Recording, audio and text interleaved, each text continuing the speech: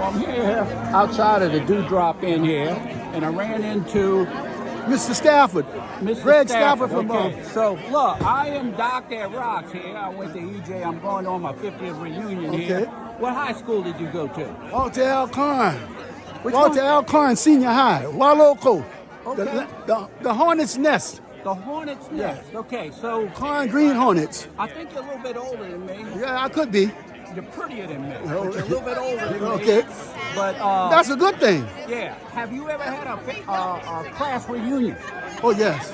You have. Would Yes. you recommend going to a reunion? Well, as long as you don't have no old skeletons in the closet. You know, some people don't like to see their old boyfriends and their old girlfriends and their classmates that they didn't get along with.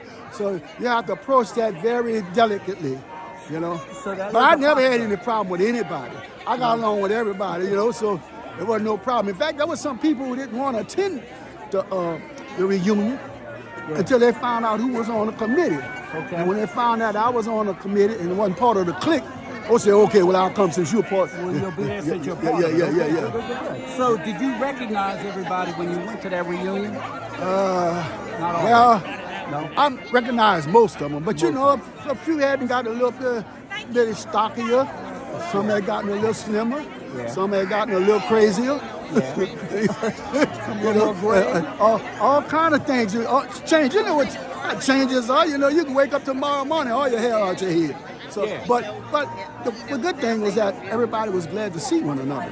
Right. You know, because as you go through life, you begin to learn things ain't the way they should have been.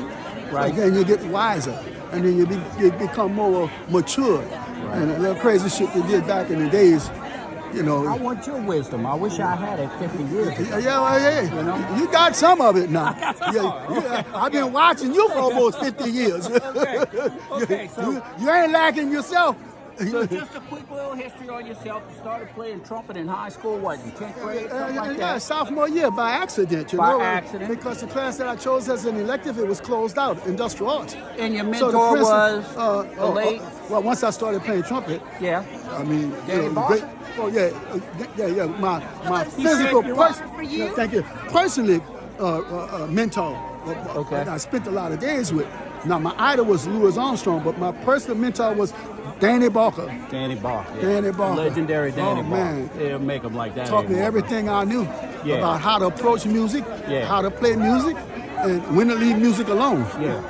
Just so people don't know who you are, which is kind of embarrassing, but you started the Young Tuxedo Band. I didn't start it. I inherited the Young Tuxedo Brass Band. Okay. Tuxedo Band been around since the turn of early 1900s. Right. You know, when Louis Armstrong left to go play with King Oliver in Chicago, his last gig was with the Tuxedo Brass Band, which was a jazz funeral he performed for. Okay. So the band has been passed down through generations. So I'm you the were current third generation? most likely, Third yes. generation. I'm the current band leader. So that's which was an honor, you know, to hold that title. You can find Gregg locally anywhere. Look, you got to go listen to him. He's one of the best trumpet players in the world. He's a doc that rocks, and I can attest to that. Yeah. That's So what if you they see tell me. him playing around, you make sure you go see him. And I was just on WBOK this Tuesday morning. Had an interview with WBOK, you know. And I find out that the older I get, the more I have to tell my story, you know. Yeah. Either They don't remember, or they're too young to know. Some of them never knew. Yeah. So advice: go to that reunion. Right? You know, they said when you're trying to fight the tourists, it's like if you see something, say something. Right. I say if you say something, if you see something, say something. Say something if you see something. Okay. Isn't it the same?